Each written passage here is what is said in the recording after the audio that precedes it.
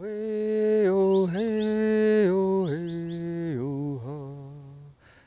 are the caretakers, and the land takes care of us too. As long as we do our part, the land will take care of us. The land is everything. We have to go back to a certain way of life. We will never go back to hunting buffalo. We'll never go back to living in a wigwam or teepee. But our true identity is out there, taking care of that water, taking care of the land. So our young ones and future generations have a place and have that knowledge of identity so we can prosper once again.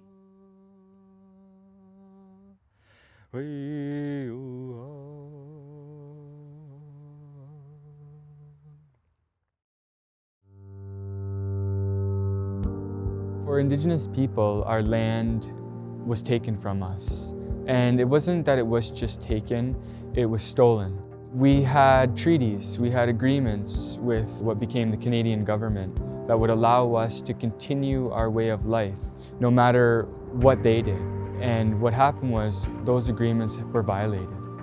In addition to that, our populations declined significantly. And as a result of those two things combined, a lot of that knowledge was lost, but not completely. And that's what's important, is that there have been fragments left behind by the elders, by the ancestors, and we carry them in our day-to-day lives. There's been few efforts to try and bring people together to talk about, what are all those things and what do they look like, what do they sound like, what do they feel like, and how can we utilize what each of us know to put something whole or something larger together that then we can share with our community.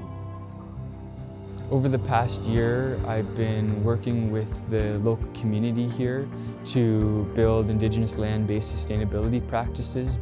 We've been asking questions about what do we know about each season related to Indigenous land sustainability, Indigenous knowledge, and how can that translate into programming at the college, as well as in the various community organizations that we're working with.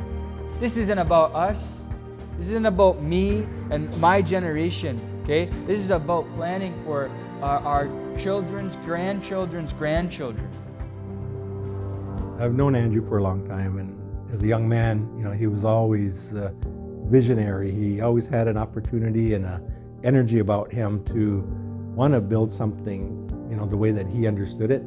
And to come into the college and to come into the community and make that work, he really impresses me. And I think he's got a huge future to help change how we live in this world. I honor him at his young age and his ability and his want to make something better.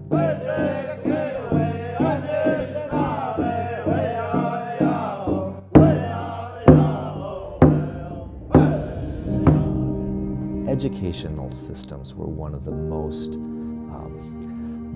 damaging impacts on Indigenous culture, on their language, on their religion, on their way of life. So I think the universities, colleges, this whole environment and sector needs to be very much part of reaching out and healing. We can't just take Indigenous knowledge and do it in a non-Indigenous way. We actually have to see how the Indigenous knowledge has a whole educational method associated with it. Long ago, our ancestors, they used this garden as a teaching method for our young ones and how to nurture life.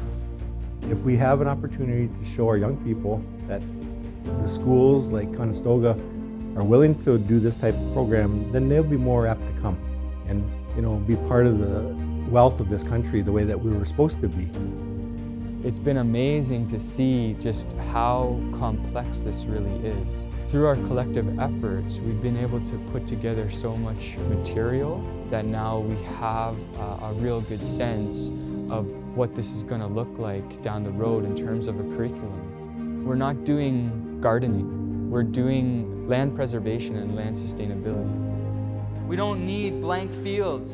So I want you to keep that in mind, what we're doing to our land when we scarify it that way. And if we're going to make change, we have to demand that ends.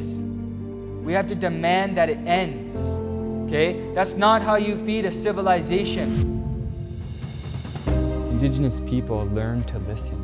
We learn to have this very intuitive sense through deep listening to what the land and waters and the animals and the plants and all the beings beyond the human have to share. This work is reminding people to listen. It's teaching people how to remember where it is they come from, how to remember what it means to be a human being. And I choose to remember. I choose to listen, and I choose to recognize that it means something to be a human being. We have our place, and if we forget what our place is, we destroy our environment. It's that simple. But when we remember what our place is, we restore our environment. When we do that, and we work together, and we learn together by doing, I have no doubt that the future is bright, and more people are going to be involved and share with us. It means I am related to everything. It means I am connected to everything. My DNA runs through this land and everything in it.